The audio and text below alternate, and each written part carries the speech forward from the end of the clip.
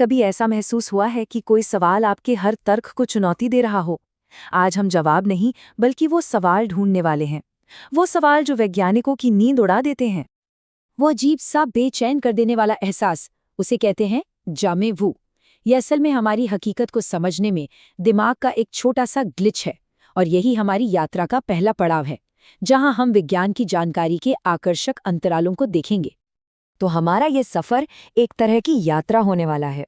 हम शुरुआत करेंगे सबसे करीबी और सबसे रहस्यमयी जगह से, यानी हमारे अपने दिमाग से। फिर हम थोड़ा बाहर निकलकर अपने ही ग्रह की अजीबोगरीब घटनाओं पर नजर डालेंगे, और फिर हम जाएंगे गहरे अंतरिक्ष में ब्रह्मांड के रहस्यों को खंगालने। और आखिर में हम ये सब जोड़कर देखेंगे कि ये पहेलियां हमें ज्ञान की खोज के बारे में क्या सिखाती हैं। बाहर के ब्रह्मांड को समझने से पहले क्यों न अपने अंदर के ब्रह्मांड से शुरुआत की जाए। हमारी पहेलियों का पहला सेट उसी 3 पाउंड के अंग से पैदा होता है जो अभी इन शब्दों को सुन रहा है, मानव मस्तिष्क। तो ये जामे वो आखिर है क्या? देखिए, ये एक फ्रांसीसी शब्द है जिसका मतलब होता है कभी नहीं देखा।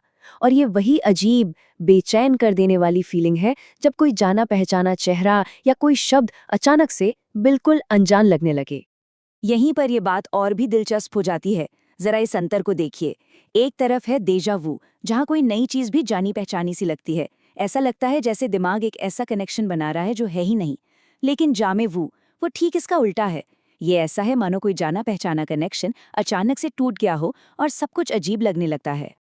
अब वैज्ञानिकों के पास इसकी कुछ थ्योरीज तो हैं। इसे ऐसे समझिए जैसे हमारा दिमाग एक ऑर्केस्ट्रा है, और एक पल के लिए ऑर्केस्ट्रा का एक हिस्सा गलत धुन बजा देता है। पर याद रहे, ये सिर्फ एडुकेटेड गेसेस हैं। इस दिमागी ग्लिच की असली वजह अब भी एक रहस्य है। तो अगर जामेवू आज को समझने में एक ग्लिच है, तो हमारी अगली पहेली तो समय की समझ में ही एक बहुत बड़ा और कंट्रोवर्शियल सवाल खड़ा करती है। यही वो सबसे बड़ी मुश्किल है जो विज्ञान के सामने खड़ी होती है जब बात आती है प्री-कॉग्निशन की।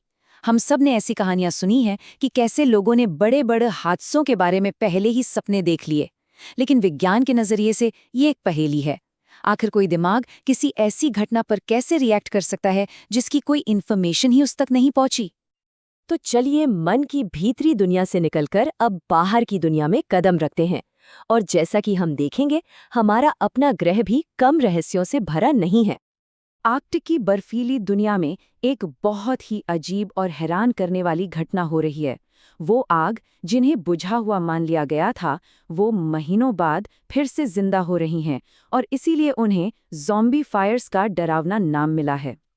तो जो वैज्ञानिक इस पर रिसर्च कर रहे हैं, उनके लिए सबसे बड़ा सवाल यही है, क्या ये आगे वही पुरानी ज्वाला है जो पूरी सर्दी बर्फ के नीचे एक अंगारे की तरह सुलगती रहती हैं और बसंत में फिर से भड़क उठती हैं, या फिर ये बिल्कुल नई आगे हैं?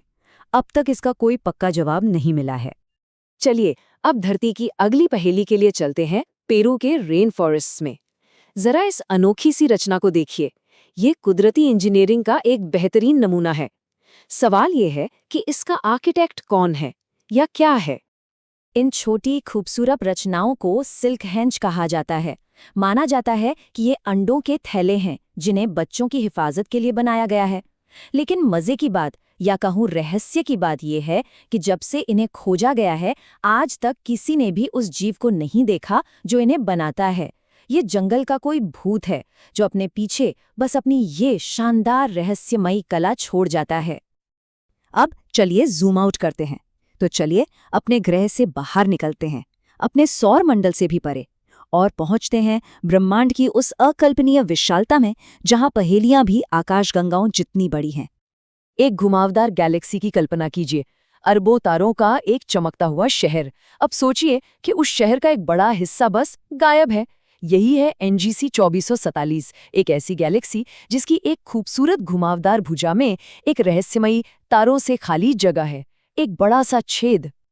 तो इतना बड़ा ब्रह्मांडीय खालीपन आखिर आया कहाँ से? अब इसके पीछे की थियोरीज भी बड़ी मजेदार है। कुछ तो बिलीवेबल लगती हैं, जैसे हो सकता है पास से गुजरती किसी गैलेक्सी ने गुरुत्वाकर्षण से तारों को खींच लिया हो, और कुछ बहुत ज्यादा ही काल्पनिक हैं, जैसे कि डार्क मैटर से टक्कर, और कुछ तो सीधे साइंस फिक्शन से निकली हुई लगती हैं, सच तो ये है कि हमें पता ही नहीं है। अगर NGC 24/7 का छेद इस बारे में एक रहस्य है कि वहाँ क्या नहीं है, तो हमारी अगली पहेली इस बारे में है कि वहाँ क्या है। और इसका साइज तो लगभग समझ से ही बाहर है। हम ऐसी रचनाओं की बात कर रहे हैं जो 10 लाख प्रकाश वर्ष तक फैली हुई हैं, मिलिए ऑड रेडियो सर्कल्स या ORCs से। ये हमारे कॉस्मिक ज़ू के कुछ सबसे नए और सबसे हैरान कर देने वाले सदस्य हैं। ये बहुत बड़े धुंधले से रिंग्स हैं जो हमें अपनी आंखों से तो नहीं दिखते, लेकिन रेडियो तरंगों में चमकते हैं। क्या ये किसी भयानक विस्फोट की शॉकवेव्स हैं या सुपरमैसिव ब्लैक होल से निकले जेट्स के निशान? फिलहाल तो ये ब्रह्मांड के अंधेरे में लटके हुए बड़े बड़े सवालिया निशान हैं।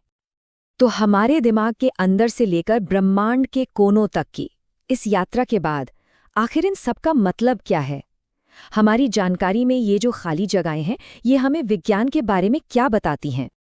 इस पूरी चर्चा में हमने विज्ञान के जाने पहचाने नक्शे पर तो यात्रा की, पर हमारा ध्यान उन खाली जगहों पर था, वो हिस्से जहां लिखा है यहाँ राक्षस रहते हैं। हमारे दिमाग के अजीबोगरीब तरीकों से लेकर ब्रह्मांड की विशाल अनसुलझी संरचनाओं तक ये साफ है कि हम जितना जानते हैं उससे कहीं ज्यादा अभी भी खोजना बाकी है। और यही सबसे जरूरी बात है। ये जो अनसुलझी पहेलियां हैं, ये विज्ञान की नाकामी नहीं है, बिल्कुल नहीं, बल्कि ये उसका उल्टा है। ये एक तरह का इनविटेशन है, चैलेंजेस हैं। ये वो फ्रंटियर्स हैं जहां विज्ञान की अगली बड़ी खोजें होने का इंतजार कर रही हैं। ये सोचने वाली बात है ना? क्या ज़ॉम्बी फायर्स का रहस्य हमें ऊर्जा के बारे में कुछ नया सिखाएगा? क्या सिल्कहेंज बनाने वाला जीव हमारी बुद्धि की परिभाषा बदल देगा? या क्या ऑड रेडियो सर्कल्स कुदरत के किसी नए नियम का खुलासा करेंगे? जवाब कहीं बाहर हैं, उसी खूबसूरत, रोमांचक और कभी-कभी फ्रस्ट्रेटिंग लगने वाले अंधेरे में इंतजार कर रहे हैं जिसे हम अज्ञात कहते हैं।